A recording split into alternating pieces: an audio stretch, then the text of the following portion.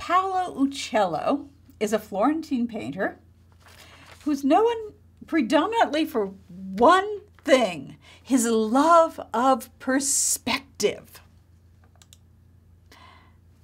And this is a wonderful example. This is a drawing that is a perspective study of a chalice with many facets. It's as though he picked the hardest thing he could find and worked it out with, I should say, this mathematical grid so that he could accurately portray the different shapes in a geometric manner. Now, one of the things that's quite fun is a story. Now, it comes from Vasari. I did have a professor who embellished a little bit and gave it a wonderful spin, and I think I'm going to use his version. There's a story about Paulo Uccello working so hard on his perspective, perspectiva in Italian. And, he's just working late into the night and planning out things, presumably like this chalice, this very difficult perspective study. And his wife goes to bed and she calls Paulo, come to bed. Oh, I'm working. I can't come to bed. Paulo, come to bed. Oh, no. Paulo, come to bed. Well, eventually Paulo comes to bed. But as he joins his wife in bed, he says under his breath, and she hears him, "Che bella è la perspectiva." How beautiful is perspective. And perspective, la perspectiva, is a feminine noun in Italian. So his wife thinks she has a rival for his affections. Well, not as she assumes another woman, but the love of la perspectiva and its complicated mathematics. This painting by Paulo Uccello is a painting of a condottiero, or a mercenary general, named Sir John Hawkwood.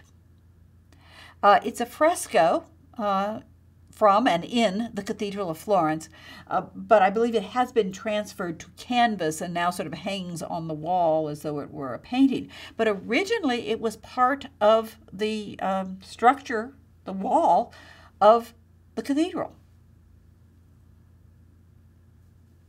And this frame that you see here was not original to the piece. It was though it was supposed to create the illusion that there was this equestrian statue standing there.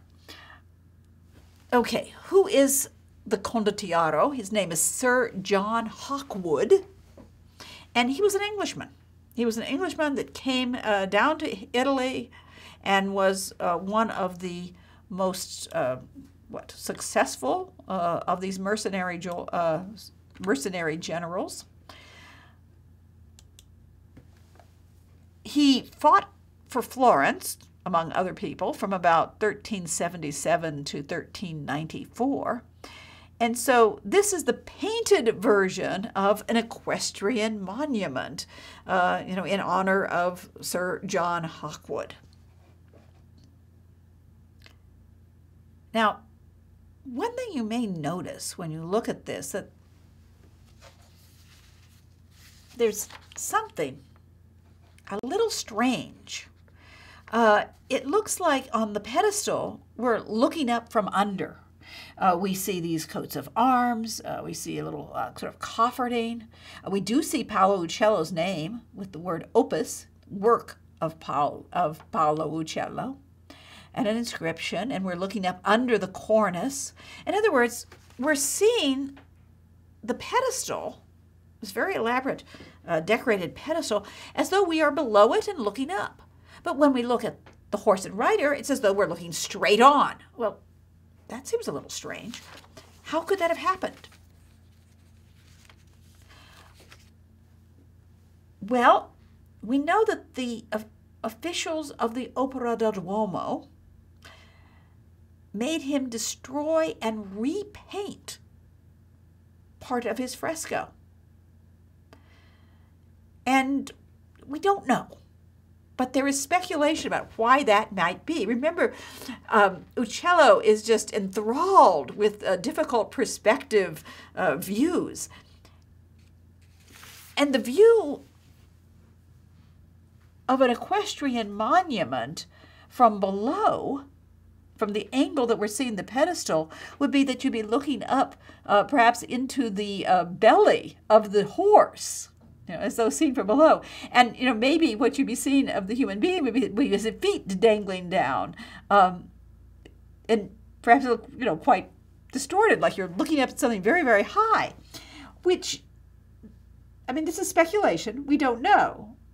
But it would make sense that the committee of the opera would be just horrified at this, where you couldn't even see John Hawkwood particularly well, and insist that he paint it again, where you can see the condottiero and see sort of a straight-on view.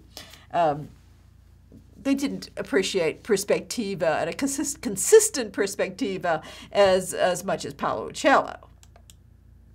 So here we see it, on just the top of it here. So we think that that's what happened, that he was forced to change to a more conventional view where you're looking straight at the horse and the rider. You might notice that the figure is very hard-edged. It seems very sculptural, and that seems to be appropriate for this subject. But let's see what his style is with other works of art. We're now going into the Chiostro Verde. If you go to the church of Santa Maria Novella, you'll remember that is the church whose facade was designed by Alberti, and within that church is Masaccio's Trinity painted on the wall. And it's the wall that's right to the walkway that leads into the cloister. This is a monastery church, and it does have a cloister. And this cloister is called the Chiostro Verde. In other words, the green cloister. And I know, you're looking at it and you probably can't see too much, but if you look through those arches, there are paintings on the back wall of the passageway that runs around the cloister. Why do they call them Chiostro Verde? Well, because they are painted with terra verde. Terra is earth, verde is green, so they're painted with this pigment known as green earth. And it gives all of the figures, as you can see, a kind of greenish cast. And that's contrasted with this kind of rust color that we're also seeing. The scenes there are Old Testament scenes, and I said I'd love to show you a lot of them. And I suggest you go to Art Store because they do have some of them there if you'd like to see more. But I'm trying to cut it down a little. So what you're looking at here is a scene of Noah's Ark.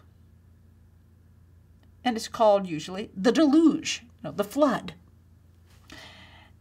And Noah's Ark is this great blocky structure that follows the description in Genesis. And you're seeing it twice over. On the left, it's Noah's Ark when the waters are rising. And, people are clinging to the ark.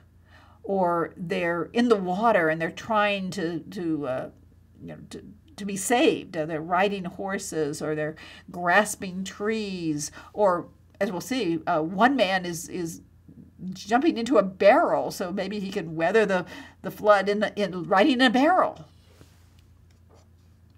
On the other side, and we'll have a little detail to show you of Noah. He's leaning out of the ark, and he's receiving the returning dove. Remember that after the flood was over, the waters receded, but Noah wasn't sure that they'd receded enough to come out of the ark. So he sends out a dove, and the dove comes back with an olive branch and tells him that somewhere, there are trees above the water. And another thing that tells us that this is after the flood is if you look down in the lower right, you see all these bodies, and we'll take a little closer look at that too. I should mention that we don't know who that standing man with the voluminous draperies and the hand raised is. He's a mystery. There are some figures in the water who are holding on to his ankles. Is he just supposed to be somebody who's still above water and somebody else trying to pull himself up with it? Or is he some specific figure? We don't know. So here are some details. Now, one of the details that's so fun is, here is one of the figures in the foreground who is battling with another figure. Presumably, they are still being evil to each other, and maybe they want the other's horse or something like this. And things have been so active that his, let me see if I can pronounce this, Mazzucchio has fallen down around his neck. Okay, what is that? Well, you see this ring that has checkers on it.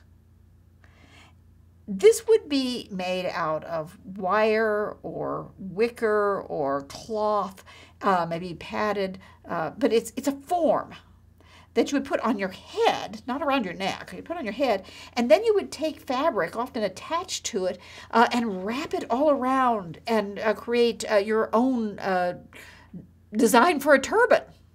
They wouldn't call it a turban, of course. Sometimes you'd have pieces of fabric hanging down. But this is sort of the basis of some very fashionable headgear. Only what has Uccello done with it? Well, he's used it as a perspective project. It's kind of hard to show checkers on a ring, and so he shows he can do it. And you'll see that the person who he's lost his turban, his hair is coming, his hairdo is coming apart. It's flying out at the top, and yet still bound up on behind him. And you can see there's a woman there who has one too, but hers is still on the head. And then we can also see this man, jumping into the barrel, trying to lower himself down. Seems like a pretty good idea, actually. As long as the barrel doesn't leak and the flood doesn't go on so long you starve. Well, it was 40 days and 40 nights. In the background, you can see just sort of the remaining earth and figures huddled there. And in fact, a dog. I want him to get on Noah's Ark. I want to rescue the dog. And here we see the background. And we see the storm in the background. And there's even a little figure of a wind god blowing. And it's said that Alberti suggested that he put in this classical motif to show the wind, which is blowing, I think it's cropped off here, but he's blowing that tree down. I promised you the dead bodies. One of the things I wanted you to notice was how he practices foreshortening. He just loves to do foreshortening. So here we have the dead bodies lying on the bare earth after the flood has receded. And there is this, realistic detail of the raven or crow that's come to devour the dead flesh. I promised you I'd show you Noah. There he is. He's opened sort of a window in the side of the ark, and he's reaching out to accept the olive branch from the returning dove, who's proving that there is somewhere dry land again on earth. There's kind of a wide range of dates. I learned it is the 1440s. Your book has it 1435 to 60. But we're going to look at 3 paintings of the Battle of San Romano by Uccello. Now, the battle occurred in 1432, and it was a battle between Florence and Siena. Both Tuscan cities, both, about 40 miles apart, vying for supremacy. This was commissioned by a prominent Florentine family. At any rate, Medici liked it so well that they confiscated it, and it decorated the room that later served as Lorenzo the Magnificent's bedroom. We see 3 scenes with a continuous landscape background, and these panels, they are tempera on panel. They are divided between 3 different museums. The National Gallery in London, which is where this one is, and the Uffizi in Florence, and the Musée de Louvre in Paris. Okay, let's take a look at this. The scene, if you want to know what part of the battle it is, the Battle of San Romano, is fine, but this is Niccolo da Tolentino leading the Florentine troops. And that figure in profile, sort of behind the white horse, a darker horse, is with the golden hair. That is Niccolo da Tolentino. Okay, the battle is raging. Horses are rearing. People are falling down dead. Lances have been severed. Well, that's interesting. The people who are falling down dead, you see the armored man, is lying foreshortened right along one of the orthogonals or the perspective lines. If you had a grid here, he'd be in a line on one of the grid lines. And the broken shafts of the weapons, of the lances, are also falling along grid lines. So he's really using them to show perspectiva, even if he doesn't have an actual grid of, say, paving stones or something. He's making his grid out of the fallen weapons. You might notice also that the way the horses are modeled, you have sort of a hard,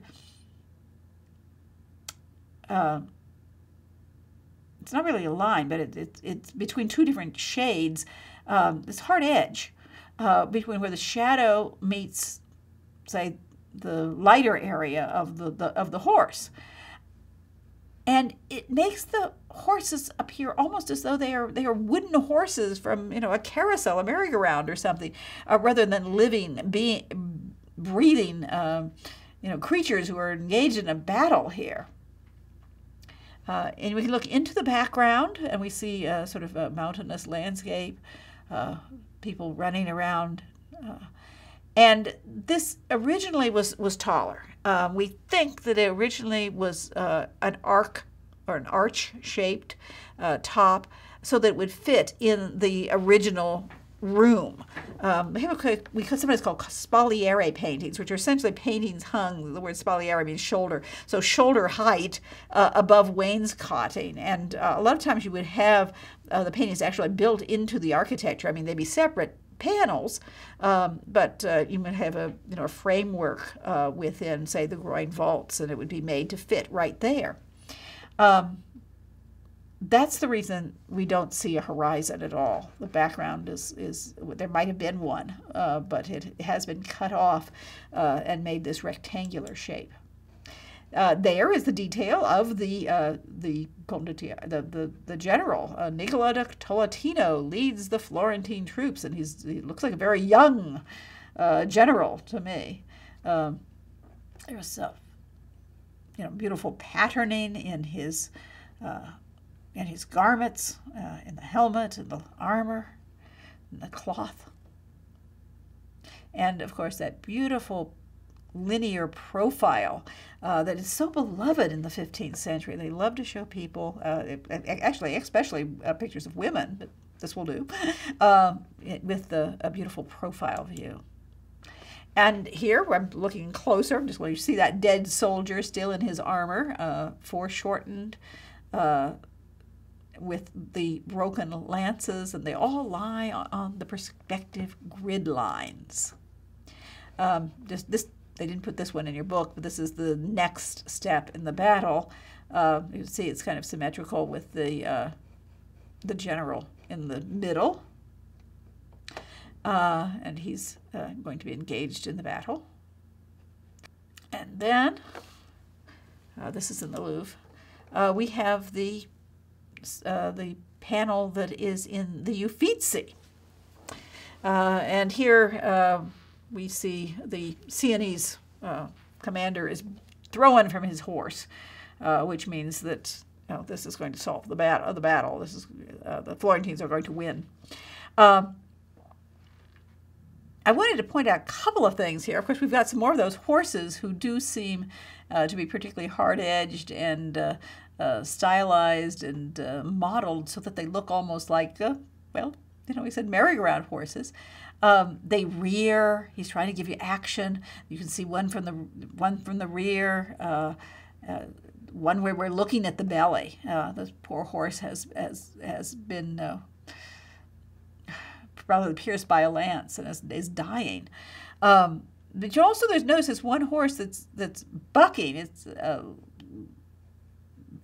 back feet are up in the air and the front feet are down. And I have a horrible feeling that horses don't do that.